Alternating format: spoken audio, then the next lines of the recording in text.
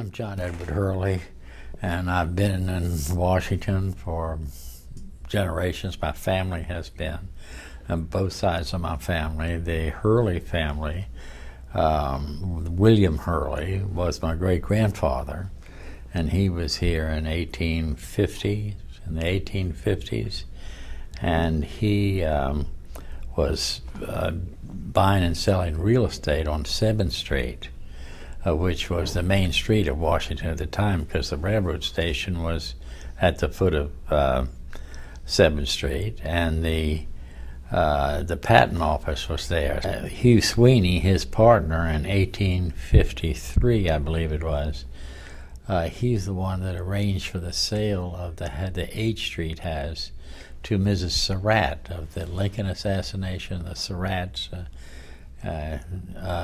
He arranged the sale to John Surratt, which was the father of the Confederate agent John Surratt.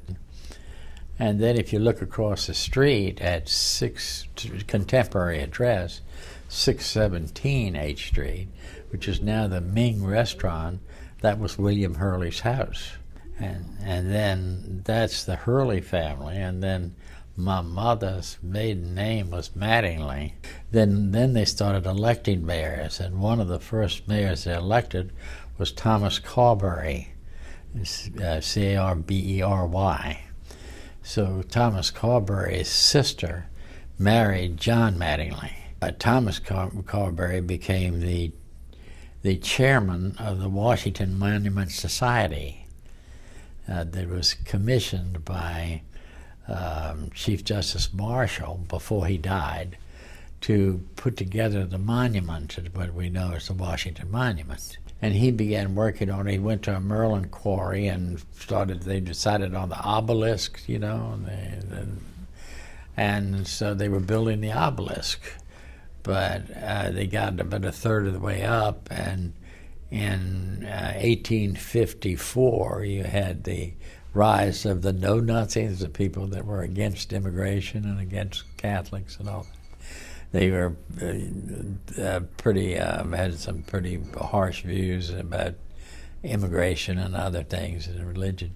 Anyway, they were incensed when Carberry apparently asked all the leaders of the world to send a commemorative stone for the interior of the monument. See, so that they lined the interior with leaders of the world. One of the leaders of the world was Pope Pius IX.